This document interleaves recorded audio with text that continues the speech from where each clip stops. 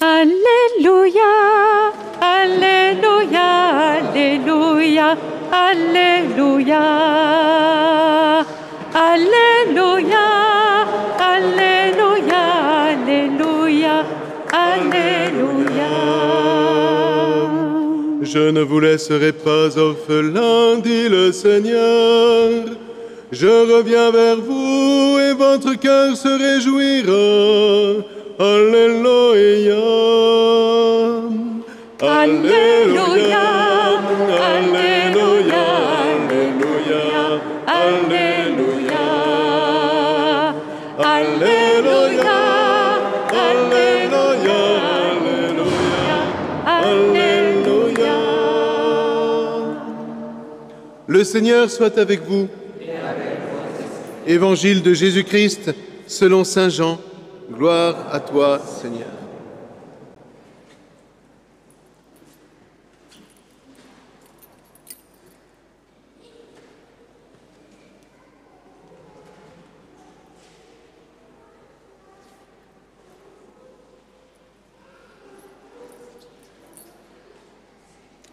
En ce temps-là, Jésus leva les yeux au ciel et il dit : Père, l'heure est venue.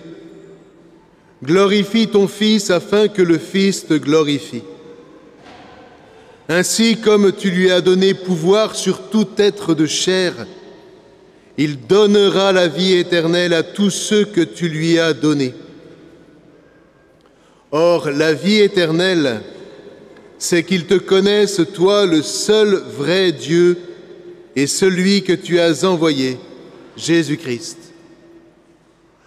Moi, je t'ai glorifié sur la terre en établissant l'œuvre que tu m'avais donnée à faire. Et maintenant, glorifie-moi auprès de toi, Père, de la gloire que j'avais auprès de toi avant que le monde fût. J'ai manifesté ton nom aux hommes que tu as pris dans le monde pour me les donner. Ils étaient à toi, tu me les as donnés, et ils ont gardé ta parole. Maintenant, ils ont reconnu que tout ce que tu m'as donné vient de toi, car je leur ai donné les paroles que tu m'avais données. Ils les ont reçues.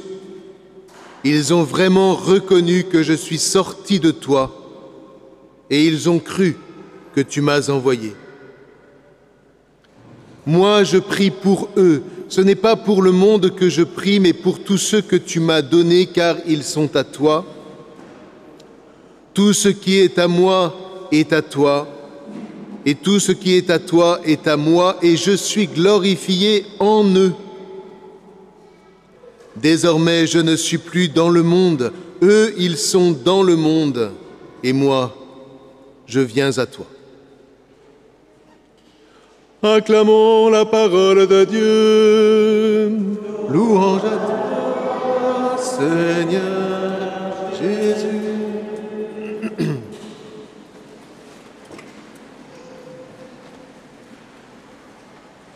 Alors, première question. Vous savez que je commence toujours par une question. Ça n'a pas changé depuis le début du confinement. Que veut dire « glorifie ton Fils » ? Que veut dire « glorifie-moi » ? En français, la gloire, c'est un peu assimilé malheureusement à la gloriole. Mais évidemment, il ne s'agit pas de ça. En hébreu, la gloire, c'est, positivement parlant, ce qui donne du poids aux choses. C'est ce qui fait que, par exemple, Dieu est glorifié dans l'histoire parce qu'il donne son poids à l'histoire. Lorsque Jésus demande à son Père de le glorifier en nous, c'est pour que, en nous, il soit le poids suffisant pour que notre vie ait un sens et puis que surtout, nous puissions entrer dans la dynamique du témoignage. Donc ça, c'est un premier point.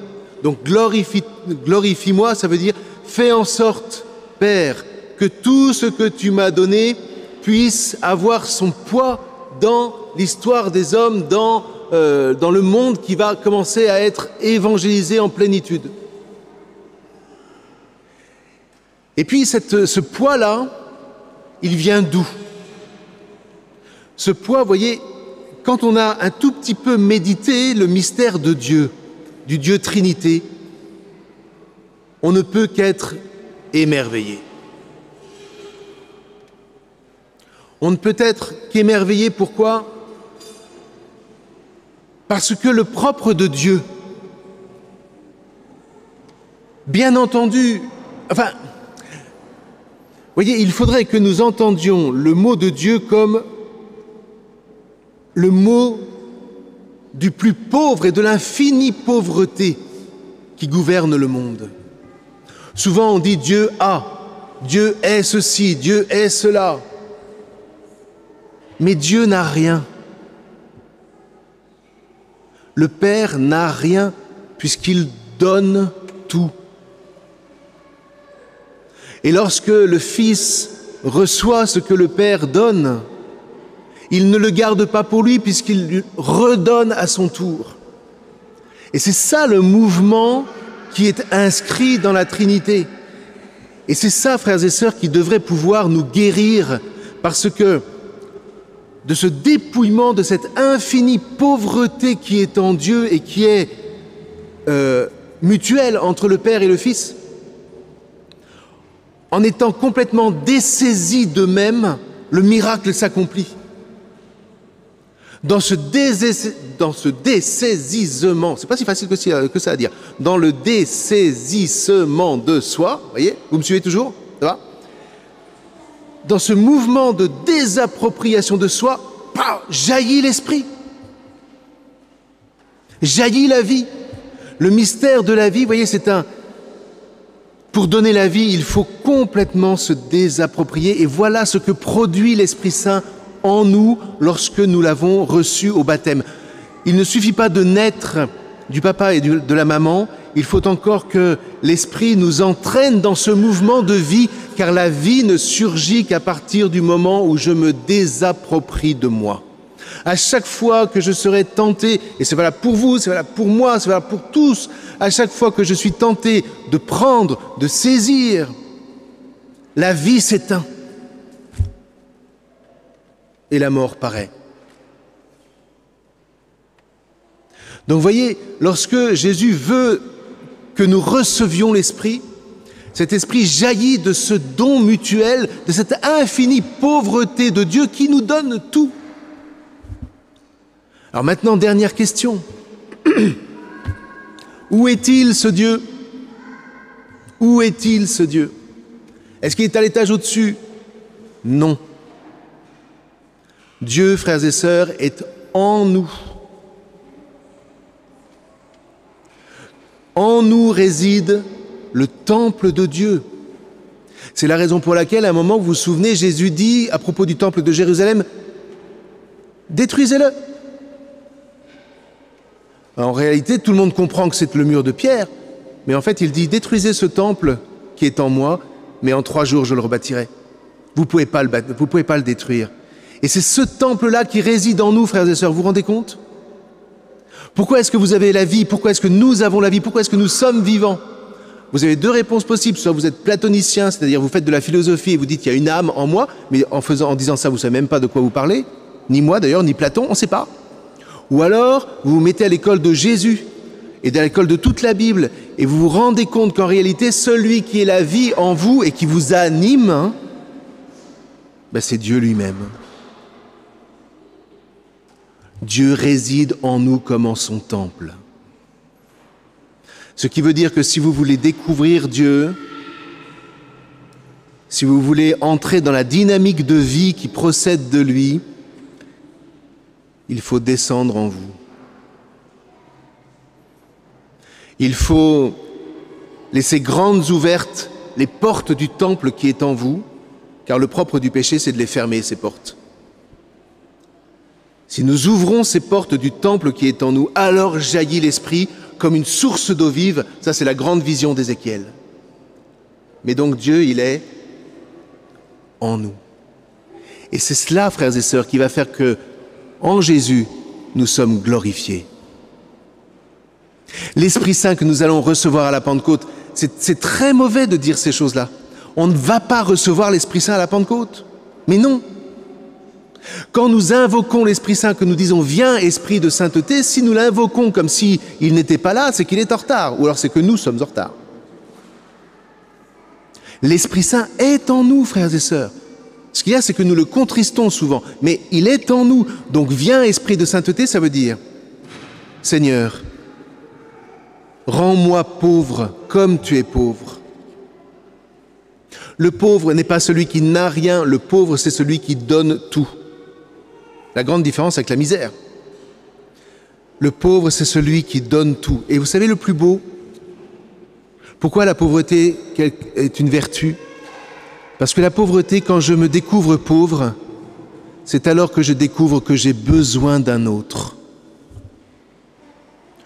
Je suis pauvre spirituellement parlant. Saint François d'Assise est un maître de ce point de vue-là. Je suis pauvre spirituellement parlant lorsque je m'aperçois que ma faiblesse en moi me rend dépendant d'un autre. Et cela me réjouit, car cette dépendance est une dépendance de vie, puisque celui dont nous avons besoin à ce moment-là, c'est en particulier le Seigneur et l'Esprit Saint. Pourquoi est-ce que nous venons communier tous les dimanches? Quand c'est possible. Quand c'est possible. C'est parce que nous reposons cet acte régulièrement, parce que nous avons tendance à l'oublier. Nous posons cet acte régulier. Seigneur, je suis pauvre comme tu es pauvre. Donne-moi ce que tu veux me donner. Donne-toi à moi. Et là, je suis disponible pour venir recevoir la communion, parce que je ne conçois pas cette communion comme une revendication. J'ai droit à communier. Non. Seigneur, je suis pauvre. Rends-moi encore plus pauvre. Voyez? Et quelque part, vous savez, c'est à quelque chose malheur est bon. Et comme dit le Saint Paul souvent, d'un mal, le Seigneur fait toujours surgir un bien. Peu importe que vous soyez pécheurs, peu importe que nous soyons pécheurs. Si le péché nous a appris que nous sommes des pauvres, alors en Christ et par l'Esprit Saint, nous sommes les grands vainqueurs. Amen.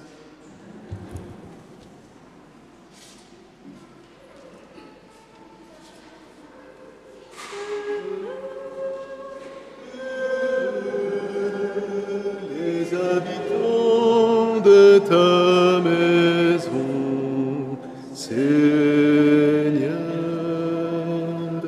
heureux